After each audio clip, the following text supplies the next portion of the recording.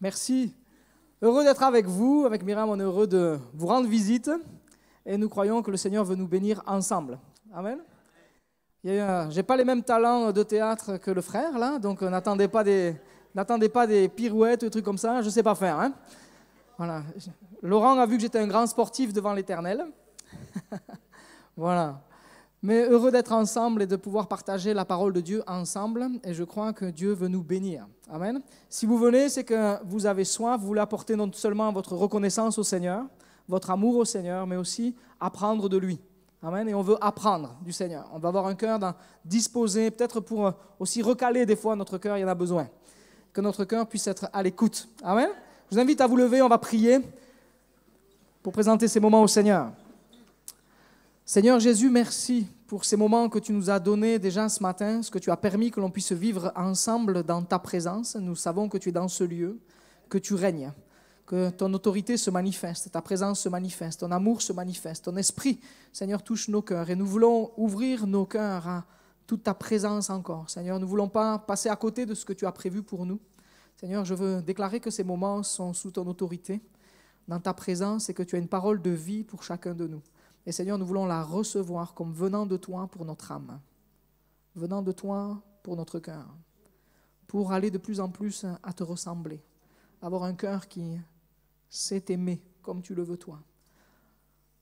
Bénis ces moments dans le nom de Jésus, conduis-moi dans le partage de ta parole, que ta vérité puisse être annoncée dans tout ton amour et toute ta force au nom de Jésus. Amen. Amen. Le thème que je voudrais partager avec vous ce matin, c'est la majesté de Dieu. La majesté de Dieu est un peu affichée. Si ça marche, on va voir. La majesté de Dieu. Être touché dans notre âme ce matin, touché dans notre cœur ce matin, peut-être se recaler dans notre cœur ce matin sur qui est Dieu. Sur qui est Dieu. Des fois, je viens à l'église, je viens à la réunion, il y a des choses que je fais parce que ça fait partie, je fais partie du planning, je fais partie de l'organisation, j'ai l'habitude de venir, il y a peut-être des choses, et c'est une bonne chose de venir. Mais juste se recentrer, que notre cœur puisse se dire, ok, je veux tout poser, je veux tout arrêter ce matin, et je veux juste regarder, contempler qui est Dieu. La majesté, la grandeur de Dieu. Et il y a un texte qui nous parle de ça, et je vais vous inviter à prendre dans votre Bible Ésaïe. Ésaïe 6, un moment puissant, bénissant que va vivre Ésaïe. Et que ce matin, on puisse faire cette expérience par la grâce de Dieu. Ésaïe, au chapitre 6, il est écrit ceci. « L'année de la mort du roi Osias, j'ai vu le Seigneur assis sur un trône très élevé. Le bord inférieur de son vêtement remplissait le temple. Des séraphins se tenaient au-dessus de lui. Ils avaient chacun 6 ailes, 2 dont ils se couvraient le visage, 2 dont ils se couvraient les pieds, et 2 dont ils se servaient pour voler. Ils se criaient l'un à l'autre, « Saint, Saint, Saint est l'Éternel, le Maître de l'univers. Sa gloire remplit toute la terre. » Les montants des portes se sont mis à trembler à cause de la voix qui retentissait, et le temple a été rempli de fumée. Alors j'ai dit, malheur à moi, je suis perdu, car je suis un homme aux lèvres impures. J'habite au milieu d'un peuple aux lèvres impures. Et mes yeux ont vu le roi, l'Éternel, le Maître de l'univers. Cependant, l'un des séraphins a volé vers moi, tenant une braise qu'il avait prise sur l'autel à l'aide de pincettes. Il a touché ma bouche avec elle et a dit, « Puisque ceci a touché tes lèvres, ta faute est enlevée, et ton péché est expié. » J'ai entendu le Seigneur dire, « Qui vais-je envoyer et qui va marcher pour nous ?» J'ai répondu, « Me voici, envoie-moi. » Amen. Un texte puissant, un texte, vous l'avez déjà lu, c'est sûr. C'est un texte puissant qui nous montre la grandeur, la majesté de Dieu, l'autorité, la beauté de Dieu. Je pense que le cœur d'Ésaïe, quand il a eu cette vision, quand il voit ça, je pense que son cœur a dû se mettre à battre très fort, réalisant qui est Dieu. Dans ce texte, il y a plusieurs passages qui sont, plusieurs parties qui touchent notre cœur, qui touchent mon cœur d'une manière particulière. C'est quand il est écrit, le pan du vêtement remplissait le temple. Le pan du vêtement, comme si j'imaginais la scène, et peut-être que vous pouvez l'imaginer, la visualiser, le penser, juste le bord, un tout petit bout du manteau de Dieu, symbole de son autorité, de sa majesté, de sa seigneurie. Juste le bord, à peine, rien que ça remplit tout le temple. La majesté de Dieu se manifeste juste avec un tout petit peu, un bout de son vêtement. Et nous, des fois, on considère Dieu, bien sûr qu'il est notre ami, c'est ce que la parole déclare, mais des fois, on le prend comme un pote, on le prend comme, voilà, mais il va comprendre. Bien sûr que Dieu comprend, Dieu est amour, mais Dieu attend qu'on ait de la révérence envers lui. Dieu attend qu'on ait un profond respect envers lui. On peut tout demander à Dieu, on peut tout dire à Dieu, on peut tout déclarer à Dieu. Mais l'état de mon âme, je veux réaliser qu'il est majestueux. Et ce matin, c'est vraiment pour mettre comme le doigt, l'accent sur oui, je suis sauvé. Oui, il m'aime. Mais Dieu est Dieu. Et Dieu est tout-puissant. Et c'est recaler mon âme sur cette autorité. C'est un moment solennel que va vivre Ésaïe. C'est le moment où il est appelé même au ministère. C'est ce moment, on le lit chapitre 6, mais on pourrait presque l'avoir au début du livre, parce que c'est ce moment où il est appelé, il prend conscience de la majesté de Dieu, de la grandeur de Dieu. Et parce qu'il prend conscience de la majesté, l'autorité, la puissance de Dieu, son cœur se met à battre fort. Il réalise qui il est pécheur. Il dit, je suis un homme aux lèvres impures, j'habite parmi un peuple qui est impur. Il se dit, malheur à moi, mais je vais mourir. Il réalise, et quand on réalise pleinement qui est Dieu, c'est là où je peux commencer à le servir. C'est là où je peux commencer à le servir. Parce que je sais qui je commence à servir. On peut servir avec joie, on peut servir avec entrain, on peut servir avec du fun, on peut servir avec les actions de théâtre, tout ça, c'est super. Mais dans tout ce que je fais, mon cœur, il faut qu'il soit pleinement conscient que je suis en train de servir le roi des rois. Le roi majestueux. Et je veux que ma vie puisse le glorifier dans tout ce que je fais. Dans les temps de détente, dans les temps de joie, dans les temps sérieux. Mais dans toute chose, je veux réaliser qui il est. Amen. Appelé, et il va rentrer dans son ministère à ce moment-là. Et le premier point que je voudrais voir avec vous, s'il te plaît, tu peux passer là. Un cœur qui cherche Dieu. Ésaïe est un homme qui va chercher la face de Dieu. Et quand on lit ce premier verset au chapitre 6, c'est écrit « L'année de la mort du roi Osias ». Et là, quand je lis ça, je dis « Ah, ok, mais qu'est-ce que ça veut dire? Pourquoi c'est précisé? Si c'est écrit, c'est qu'il y a une raison. » Et quand je vais regarder dans la vie du roi Osias, et je vous invite à prendre votre Bible dans 2 Chroniques, au chapitre 26, on va voir cet homme, à partir du verset 3, il est écrit ceci « Osias avait 16 ans lorsqu'il devint roi, et il régna 52 ans à Jérusalem. Sa mère s'appelait Jécolia, et elle était de Jérusalem. Il fit ce qui est droit aux yeux de l'Éternel, entièrement comme l'avait fait son père Amathia. Il s'appliqua à rechercher Dieu pendant la vie de Zacharie, qui savait comprendre les visions de Dieu. Et tant qu'il chercha l'Éternel, Dieu lui fit connaître le succès. Tant qu'il va chercher l'Éternel, il va connaître le succès. Première des choses, rechercher Dieu de tout mon cœur. Un cœur qui... Non, tu peux rester sur l'autre, s'il te plaît. Rechercher Dieu en premier. Et dans son histoire, dans ce que l'on peut lire, et on va continuer un petit peu, verset 6, je vais le lire avec vous, je vais aller jusqu'au bout de ce que je voulais partager. Il entra en guerre contre les Philistins et démolit les murailles de Gath, de Japné, de Asdod. Il construisit des villes dans le territoire d'Asdod et chez les Philistins. Dieu l'aida, encore une fois, Dieu l'aida contre les Philistins, contre les Arabes qui habitaient à Gurbaal et contre les Mannonites. Les Ammonites payaient un tribut à Osias et son nom fut connu jusqu'en Égypte tant il devint puissant. Osias construit des tours à Jérusalem sur la porte de l'angle, sur la porte de la vallée et sur l'angle, et il les fortifia. Il en construisit aussi dans le désert et il creusa beaucoup de citernes parce qu'il avait de nombreux troupeaux dans les vallées et dans les plaines, ainsi que des cultivateurs et des vignerons dans les montagnes et au Carmel. En effet, il aimait l'agriculture. Osias disposait d'une armée de soldats.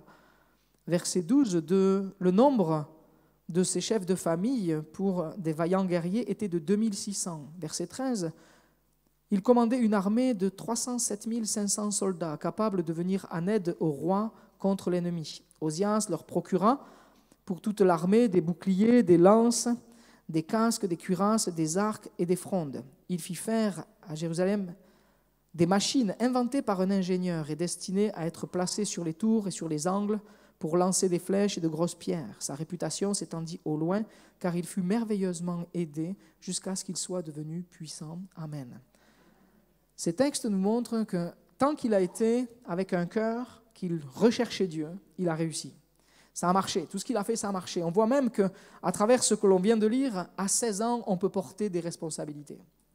Ça veut dire que les jeunes ne sont pas exempts, ne sont pas en dehors du plan de Dieu, mais Dieu veut amener même les plus jeunes à servir Dieu, avec un cœur qui recherche Dieu. Et propulsons, soyons de ceux qui encouragent pour que les jeunes prennent place dans l'Église, prennent place au service de Dieu, prennent place dans l'implication. Bien sûr qu'à 16 ans, il n'a pas été seul. Il était en cogérance, il était avec quelqu'un, il était accompagné. Et tant qu'il a été aussi à l'écoute, on voit dans ce texte, rapidement je vais voir plusieurs points avec vous, dans le sens porter des responsabilités quand je suis jeune, travailler à plusieurs. Quand j'accepte de travailler à plusieurs, Dieu bénit. Quand on est en équipe, et je crois que c'est ce que vous vivez quand je partage avec Laurent, il y a cette notion d'équipe, il y a ce travail d'équipe, et tant qu'on est dans cette dimension-là, je crois que Dieu bénit. Dieu voit nos cœurs désireux de travailler ensemble. Tant qu'il va être aussi accompagné de Zacharie, ça c'est intéressant, parce qu'il est là, tant qu'il a écouté Zacharie, ça a fonctionné.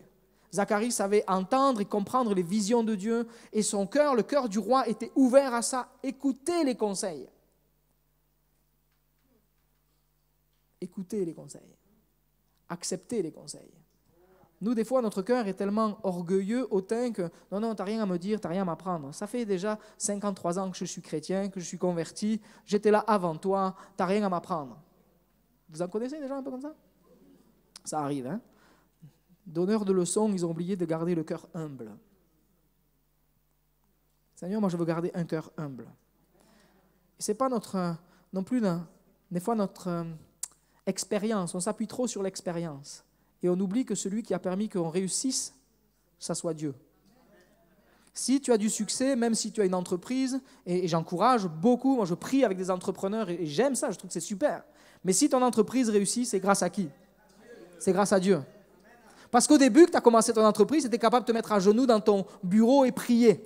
Et Seigneur, envoie-moi un contrat, permets que je puisse faire de bonnes rencontres. Et puis après, les choses se développent, tu commences à être connu, et là, tu oublies. Et tu n'es plus en train de rechercher Dieu. Et on va voir ce qui se passe. Mais que mon cœur reste à l'écoute, reste humble. Nous sommes des disciples. Et j'aime le mot de disciple parce que c'est apprenant. Et c'est apprenant toute notre vie. Dans notre marche avec le Seigneur, il n'y a qu'un seul maître. Un seul maître, c'est Jésus. Un seul maître. Et tant que je garde ce cœur d'apprenant, je vais faire des progrès. Et Dieu va vouloir travailler avec moi, va travailler avec moi, parce que Dieu veut toujours travailler avec moi, avec nous. Mais est-ce que moi, je suis disposé à travailler avec lui, à me laisser travailler par lui pour être utile pour son œuvre? Ou est-ce que je m'estime déjà arrivé? Je referme la parenthèse. Proverbe 11 nous dit ceci: le salut réside dans un grand nombre de conseillers.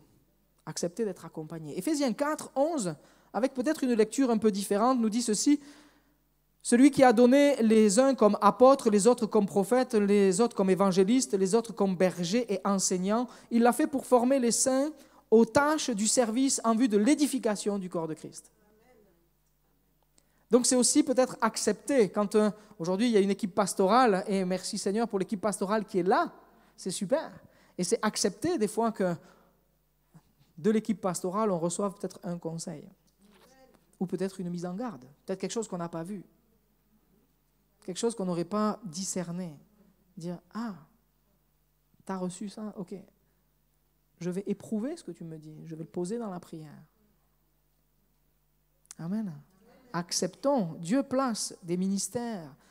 Et le but, c'est pour l'édification du corps de Christ. Jusqu'à ce que nous, ensemble, parvenions tous à l'unité de la foi et à la connaissance du Fils de Dieu, à la maturité de l'adulte, à la mesure et la stature parfaite de Christ. Amen. Dans les moments difficiles, les moments compliqués, tu peux aussi te tourner vers l'équipe pastorale. Dire, j'ai besoin d'aide, accepter l'aide. Accepter le soutien dans la prière. Accepter un pasteur n'est pas curieux de savoir ce qui se passe dans ta vie, je ne pense pas. Mais par contre, il est là pour te soutenir, te bénir, t'accompagner, prier avec toi, chercher la face de Dieu ensemble. Le couple est là pour ça, pour aussi nous amener à grandir dans l'enseignement, la prédication, la formation de disciples, la prière, une vie qui se développe, mais aussi les frères et sœurs dans l'Église, avoir un binôme de prière, chercher la face de Dieu ensemble. Ne pas être seul, travailler dans la collaboration, le partage. Celui qui fait cavalier seul est en danger. Proverbe 18:1 nous dit ceci, « Celui qui se tient à l'écart cherche ce qui lui plaît.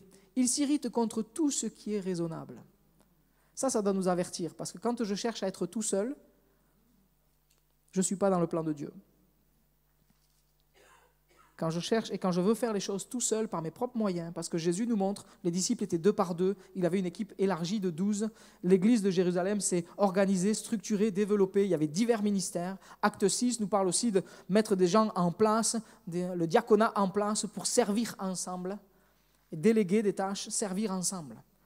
Donc une des clés pour continuer à grandir dans le service, c'est que l'Église continue à se développer, le ministère continue à se développer, porter des responsabilités, c'est travailler à plusieurs, travailler dans la redevabilité, pasteur qui rend compte aussi. Ensemble, servir le Seigneur, ensemble, veillons les uns sur les autres et pas nous surveiller les uns les autres, mais veiller les uns sur les autres, nous aimer, être dans la bienveillance, prendre soin. Dans une église où on a pu être avec mon épouse, on avait une mamie, elle avait le ministère du téléphone. Si elle ne te voyait pas le dimanche au culte, elle t'appelait. Elle ne pouvait pas se déplacer, mais la mamie, elle téléphonait. C'est une femme de pasteur, c'est Madame Botella, pour ceux qui la connaissent. Cette dame, elle était là et elle appelait. Je ne t'ai pas vu dimanche, ça va?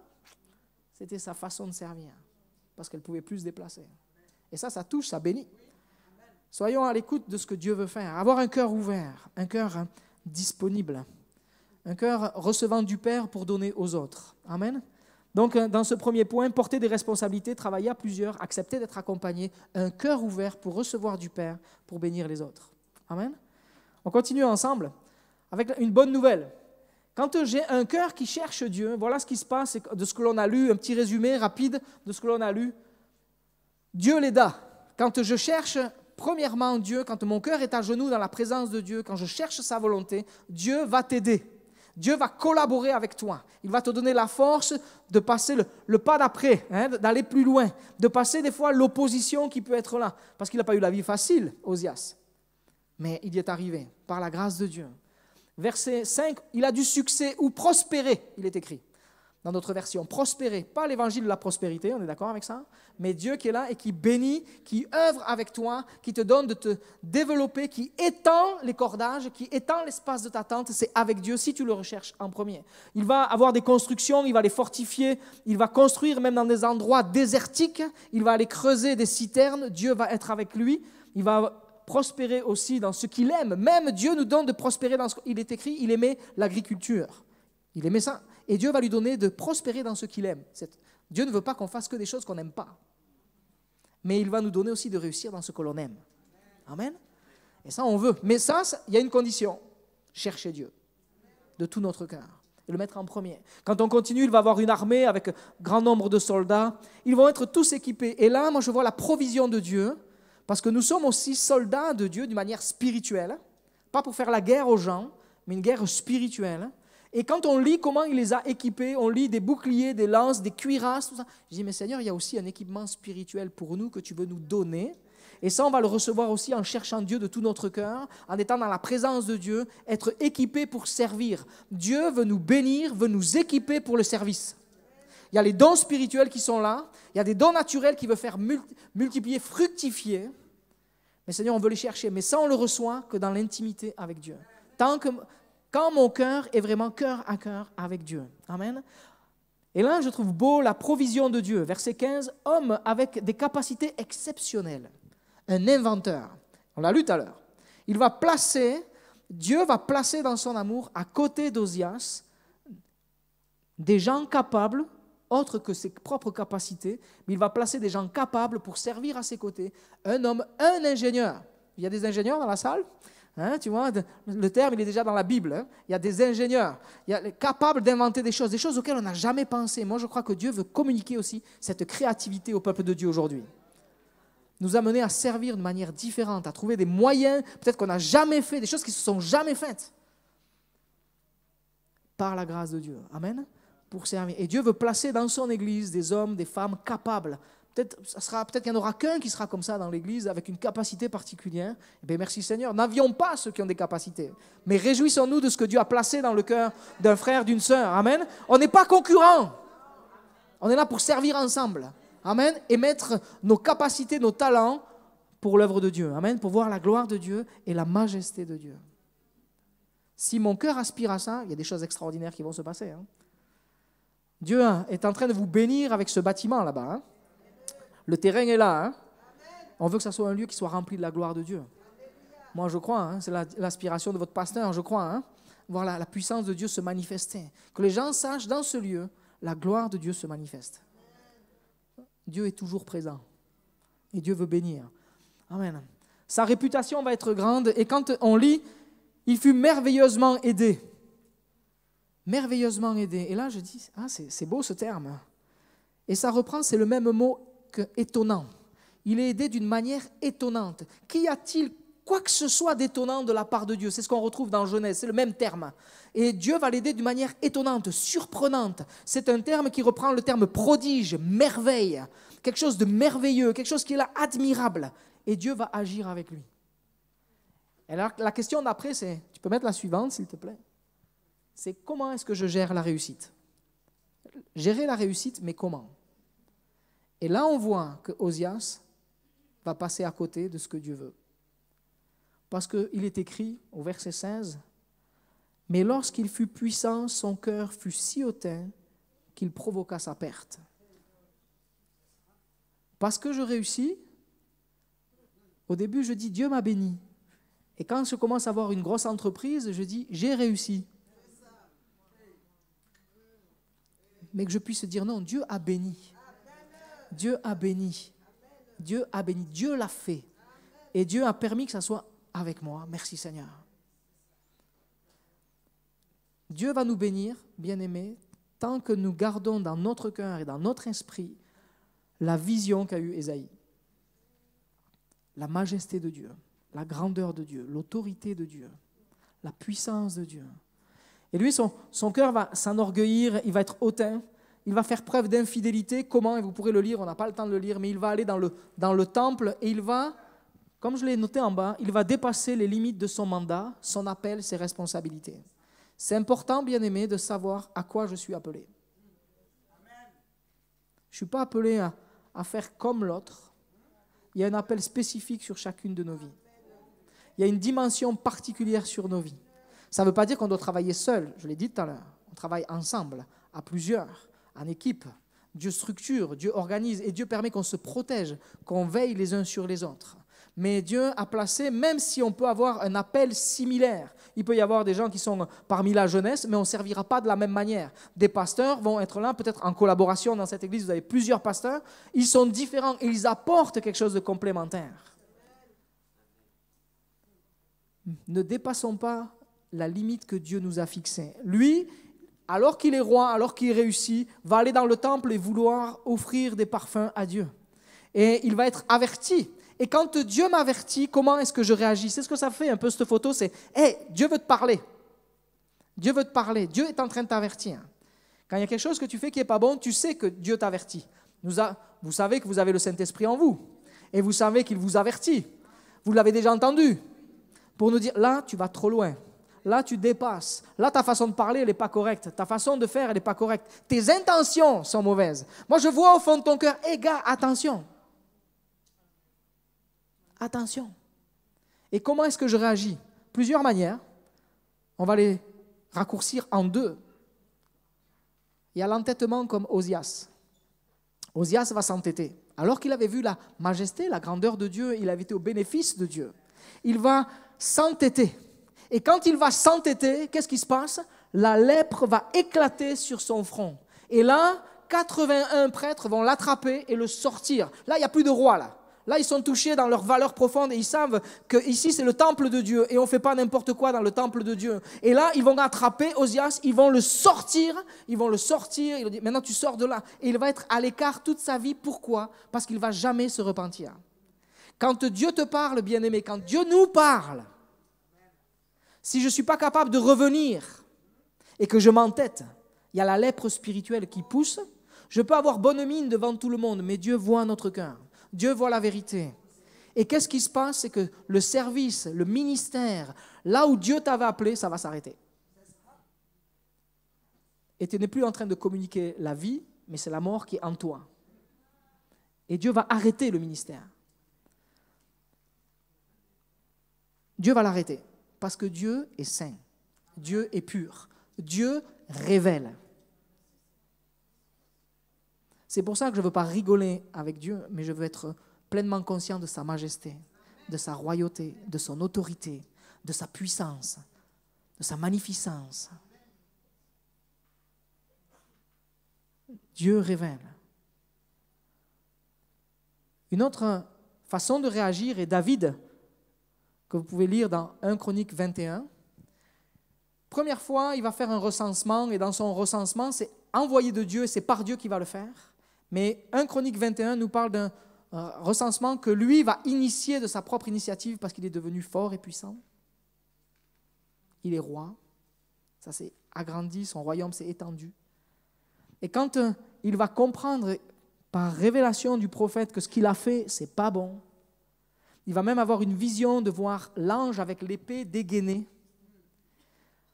Et Dieu va même lui donner le choix de la sentence, ce qui est difficile, mais il va dire qu'il vaut mieux tomber entre les mains de Dieu qu'entre les mains des hommes. Il va y avoir un grand nombre de morts, et quand il va voir ça, son âme va être touchée, il va dire mais ce n'est pas à eux de payer, c'est moi qui ai fait la faute. Et là, il comprend que c'est lui qui a fait l'erreur. Il dit à Dieu, il confesse, c'est moi qui ai fait l'erreur, je me suis trompé, pardon. Quelque part, arrête ça. Et Dieu, dans sa grâce, va dire à l'ange, arrête. Et l'épée va être remise dans son fourreau. Plusieurs manières de répondre quand Dieu me parle à mon âme. Laquelle tu choisis ce matin? Laquelle tu choisis ce matin? Comment est-ce que je vis le succès? Est-ce que c'est mon succès ou est-ce que c'est celui de Dieu à travers moi? Nous sommes des vases, par la grâce de Dieu, d'honneur, utiles à Dieu. De méprisables, nous sommes passés à vase d'honneur.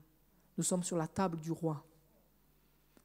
Mais à moi de me laisser laver, purifier, interpeller par Dieu, vouloir et me tenir d'une manière quotidienne dans la présence de Dieu, la majesté de Dieu. Est-ce que c'est son œuvre que tu es en train de servir ou est-ce que c'est ton œuvre que tu veux mettre en place?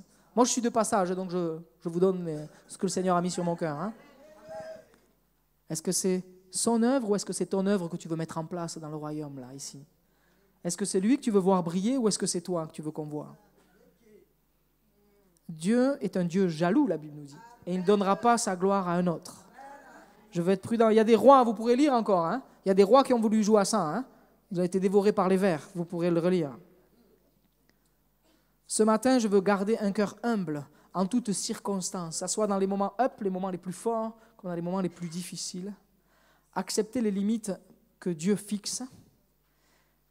Et je voudrais continuer avec la majesté de Dieu. On peut mettre la suivante, la majesté de Dieu. Et je vous invite à prendre le psaume 24, qui est un psaume qui nous montre la grandeur, la majesté de Dieu. Il est écrit ceci, « C'est à l'Éternel qu'appartient la terre, avec tout ce qu'elle contient, le monde avec tout ce qu'il habite, car il a fondé sur les mers et affermi sur les fleuves. » Il n'y a que Dieu pour faire ça.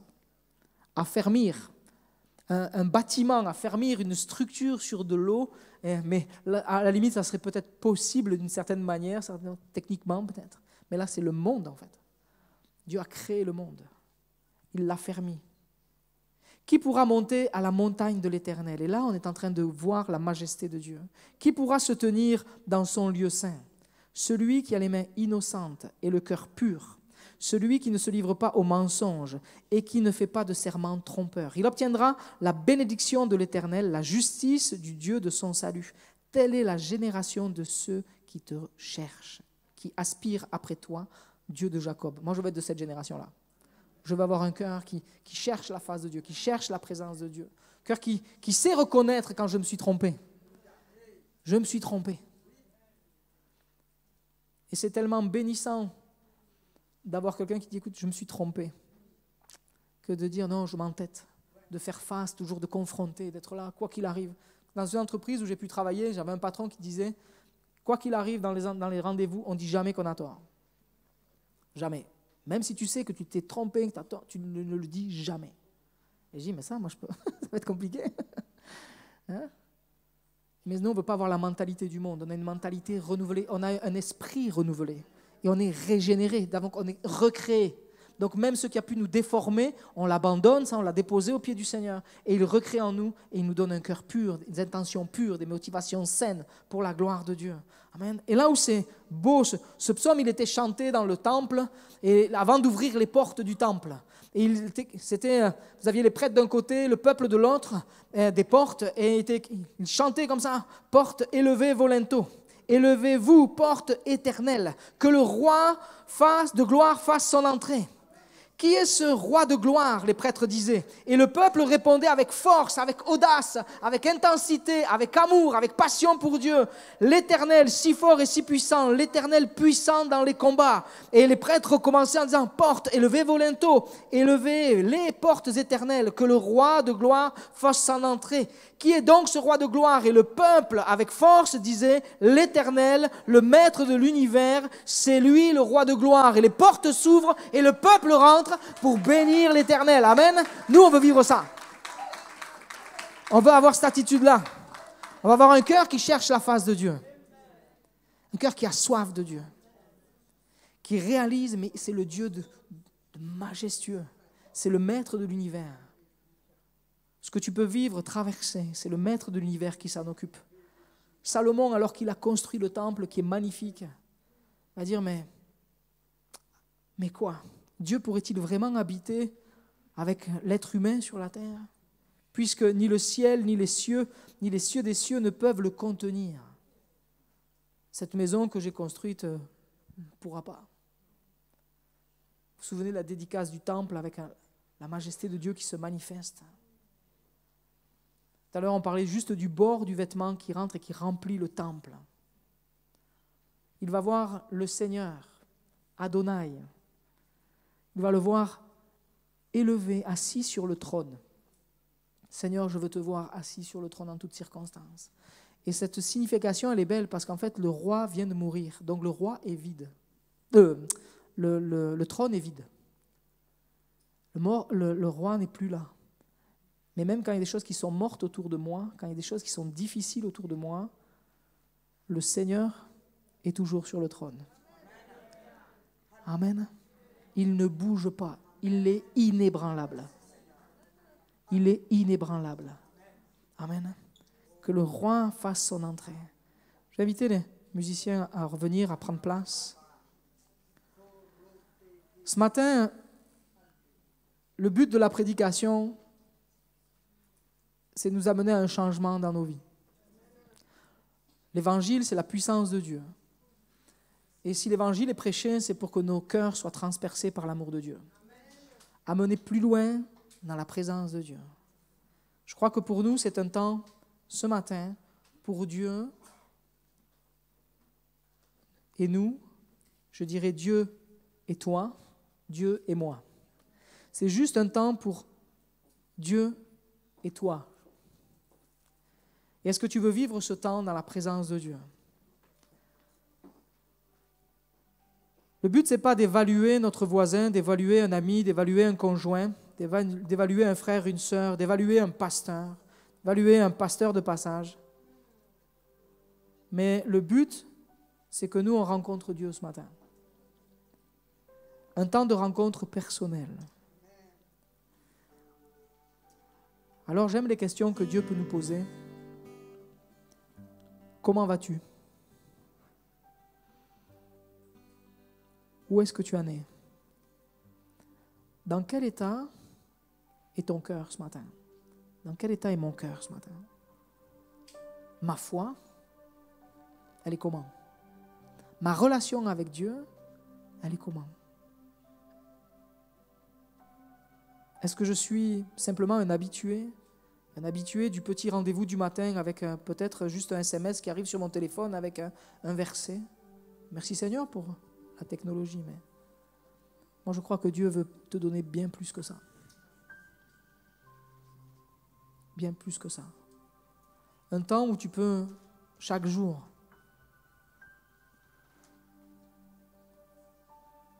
découvrir un peu plus de la grandeur de Dieu, de la beauté de Dieu, de la splendeur de Dieu. Pourquoi c'est si important de découvrir la splendeur de Dieu, la majesté de Dieu? C'est ça qui me pousse à le servir. De se rendre compte de la majesté de Dieu comme l'a fait Ésaïe, avec son cœur qui s'est mis à battre fort, avec cette déclaration « Malheur à moi parce que mes lèvres sont impures, j'habite parmi un peuple aux mains impures ». Cette déclaration va le pousser, lui, à la consécration. Il va vivre et il va exercer 60 ans de ministère parce qu'il a compris, parce qu'il a eu cette révélation de qui est Dieu. Ta marche chrétienne, tu vas la mener jusqu'au bout si tu réalises pleinement qui est Dieu. Ton service dans l'Église, ton service, ton appel peut-être au ministère, ce que tu es en train d'exercer, tu pourras l'exercer avec toute la puissance, la beauté, et tout le plan de Dieu va se mettre en œuvre dans ta vie si nous sommes pleinement conscients de la majesté de Dieu. Alors nous sommes limités, nous ne pouvons pas imaginer toute la majesté de Dieu, mais notre cœur peut être profondément touché, marqué. Qu'est-ce qui se passe pour Ésaïe? L'ange va venir avec cette pincette et avec cette braise, et il va toucher sa lèvre, toucher ses lèvres. Et parce que tu as été touché, il va lui dire, ta faute est expiée. Et nous, on a bien plus qu'un ange, on a bien plus qu'une braise sur laquelle on aurait pu déverser du parfum. Là, celui qui vient te toucher maintenant, si tu acceptes, c'est Jésus. Jésus qui a donné sa vie à la croix du Calvaire. Lui qui a donné sa vie à la croix du Calvaire. Veut que tu puisses t'épanouir en lui. Le plein épanouissement de notre vie passe par une pleine réalisation de l'œuvre de Jésus-Christ à la croix du Calvaire pour ma vie. Ce Dieu qui est si puissant, mais qui est Dieu? Il est celui qui te sauve en offrant son Fils unique Jésus. C'est à lui qu'appartient la terre. C'est lui dont la terre est simplement un marchepied. Lui qui sur sa parole crée, appelle à l'existence ce qui n'existe pas. Un mot de lui et la lumière est là. Un mot de lui, le ciel et l'eau se séparent sur sa parole. Il est un mot de lui et l'eau se rassemble d'un côté et la terre apparaît. La végétation commence à pousser. Un mot de lui, le ciel et la lune, les étoiles apparaissent. Un mot de lui et le temps se met à exister. Les journées, le rythme se met en place. Les saisons, les années. Un mot de lui, les oiseaux remplissent le ciel. Un mot de lui, les poissons remplissent la mer. Un mot de lui, les animaux remplissent la terre. Un mot de lui, il crée l'homme et la femme et il te crée.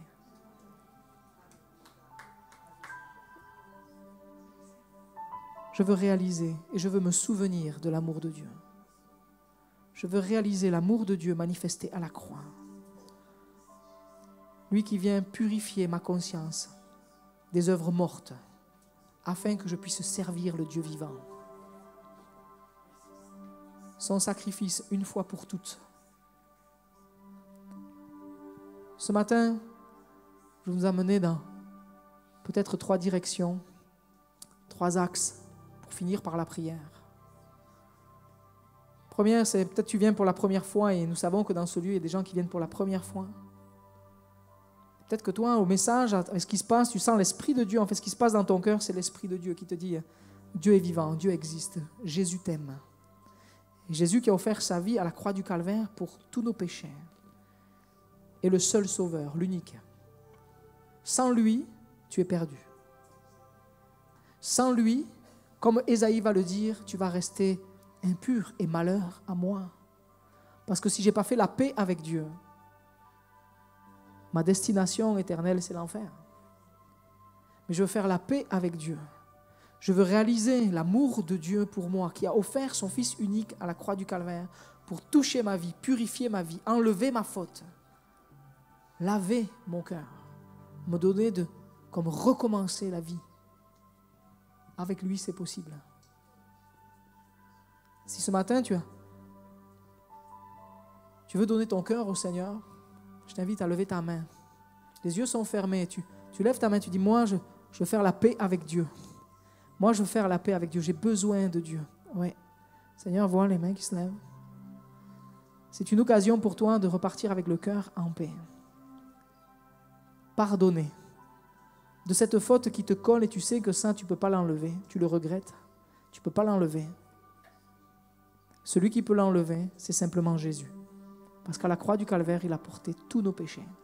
Et il pardonne toutes nos fautes. Oui, Dieu vous voit au fond. Dieu vous voit au fond. Amen. Tu peux le faire. Tu peux faire ce pas de foi ce matin. Dire, je veux accepter Jésus comme Seigneur et Sauveur de ma vie. Je vais prier pour vous. Vous pouvez baisser votre main. Peut-être quelqu'un veut revenir au Seigneur parce qu'on a parlé d'avoir un cœur qui s'endurcit. Et comment est-ce que je réponds à l'appel de Dieu? Tu sais que tu es en train de t'engager sur une voie qui n'est pas la bonne. Une attitude, une action, un plan, un projet qui ne vient pas de Dieu. Ce n'est pas Dieu qui est dans cette affaire. Et tu connais Dieu parce que le Saint-Esprit est en toi. Dieu veut t'avertir avant que la lèpre te contamine complètement et que tu sois séparé. Un appel de Dieu à revenir, à marcher avec lui. Si tu te sens concerné, je t'invite à lever ta main aussi. C'est un pas de foi. C'est un pas de foi. Et c'est un pas aussi d'humilité. De dire, pardon Seigneur, je me suis trompé, je veux revenir à toi. Oui, Seigneur, tu vois. S'il y a quelqu'un d'autre encore, moi, je vais vous amener vraiment au pied du Seigneur Jésus. Vivre ce temps avec Jésus. Je veux reconnaître. Et cette dernière pensée, si tu veux vivre l'appel de Dieu sur ta vie pleinement, si tu veux vivre les plans que Dieu a prévus pour toi, c'est-à-dire, Seigneur, ce matin, je veux contempler ta majesté. Je veux être envoyé de toi parce que je réalise ta majesté, je réalise qui tu es. Et je veux rentrer dans ce que tu veux toi, et seulement ce que tu veux toi. Bien-aimé, si c'est ton cœur, mais je t'invite à te lever. Dis, moi je veux vivre ça. Seigneur, moi je veux vivre ça. Je veux contempler ta majesté. Dieu voit ton cœur qui se repent ce matin, qui demande pardon, peut-être pour la première fois. Et Jésus va attester à ton cœur par le Saint-Esprit que tu es pardonné. On va prier maintenant. Toi qui es peut-être sur une voie qui n'est pas bonne pour toi et que tu vas en faire demi-tour maintenant, Dieu voit et Dieu va te donner la force de te séparer de ce qui n'est pas à sa gloire. Et toi qui veux rentrer pleinement dans les projets de Dieu, Dieu va te montrer sa majesté, va toucher ton âme. Seigneur, merci pour ta présence, merci pour ton amour, merci pour ta grandeur. Toi qui es si grand, toi qui es si majestueux, tu t'es fait homme sur la terre et tu t'es abaissé pour tes sujets. Tu es allé jusqu'à la croix du Calvaire pour nous, Seigneur Jésus. Merci pour l'œuvre de la croix, merci pour ton pardon, merci pour la vie que tu communiques. Seigneur, je prie maintenant pour tous ceux qui te demandent pardon, t'acceptent comme Seigneur et Sauveur aujourd'hui. Tu viens attester par le Saint-Esprit à leur cœur qu'ils sont pardonnés de leurs péchés. Seigneur, ils font partie de la famille de Dieu maintenant. Et leurs yeux, quand ils vont contempler ta gloire, quand leur cœur va être en relation avec toi, ce n'est plus dans la crainte, pas dans la peur, mais dans la joie, l'admiration, la contemplation, la révérence. Un cœur qui s'incline devant toi, qui reconnaît que tu es Dieu, que tu es majestueux. Seigneur Jésus, tu vois, celui qui revient, qui aujourd'hui se sent interpellé par toi, qui savait qu'il était en train de rentrer sur un chemin qui n'était pas le bon, mais aujourd'hui tu l'interpelles et merci parce qu'il ne s'entête pas, elle ne s'entête pas, mais elle revient à toi, il revient à toi et tu accueilles, Seigneur Jésus, et tu bénis. Seigneur Jésus, merci pour ton pardon, merci pour ta grâce, merci pour ta fidélité, merci pour ton amour qui se déploie encore aujourd'hui. Et Seigneur, nous voulons voir ensemble, en Église, ta majesté. Nous voulons élever le nom qui est au-dessus de tout, le nom de Jésus. Seigneur, je prie pour que ton Église soit visitée maintenant par le Saint-Esprit et que dans ce temps de louange, ce temps d'adoration, ce temps qui est en train de monter, ce temps qui va monter, Seigneur, de nos cœurs pour toi, tu puisses manifester ta puissance, que ton Saint-Esprit se manifeste dans nos cœurs avec toute ta force, toute ta puissance, tout ton amour, que notre cœur puisse être visité, que notre âme puisse avoir comme un rafraîchissement, un rappel de qui tu es, majestueux, grand, admirable, au-dessus de tout. Seigneur, reçois l'adoration de nos cœurs maintenant. Nous voulons te contempler dans qui tu es. À toi soit toute la gloire, Seigneur. Amen. Amen. Alléluia. Amen. Alléluia. Alléluia. Alléluia. Amen. Amen. Alléluia.